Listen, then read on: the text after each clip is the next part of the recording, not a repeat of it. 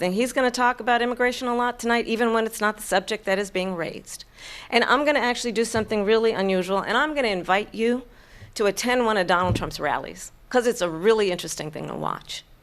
And what you will also notice is that people start leaving his rallies early out of exhaustion and boredom. And I will tell you, the one thing you will not hear him talk about is you. She said people start leaving. People don't go to her rallies. There's no reason to go. And the people that do go, she's bussing them in and paying them to be there and then showing them in a different light. So she can't talk about that. People don't leave my rallies. We have the biggest rallies, the most incredible rallies in the history of politics. What they have done to our country by allowing these millions and millions of people to come into our country, and look at what's happening to the towns all over the United States. In Springfield, they're eating the dogs, the people that came in. They're eating the cats. They're eating the pets of the people that live there.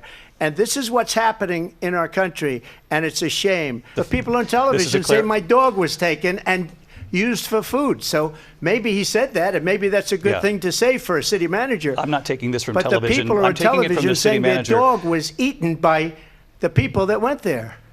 Again, the Springfield city manager says there's no evidence of that. Vice President Harris, I'll let you respond to the rest of what you've heard. You talk about extreme. Why do you believe it's appropriate to weigh in on the racial identity of your opponent? I don't, and I don't care. I don't care what she is. I don't care. No, I mean, all I can say is I read where she was not black, that she put out, and I'll say that. And then I read that she was black, and that's okay. Either one was okay with me. That's up to her.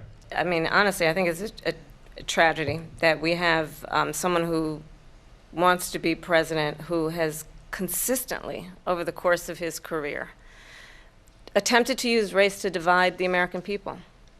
You know, I do believe that the vast majority of us know that we have so much more in common than what separates us, and we don't want this kind of approach that is just constantly trying to divide us, and especially by race. Millions of people let in, and all over the world, crime is down, all over the world except here. Crime here is up and through the roof. Well, I think this is so rich, coming from someone who has been prosecuted for national security crimes, economic crimes, election interference, has been found liable for sexual assault, and his next big court appearance is in November at his own criminal sentencing.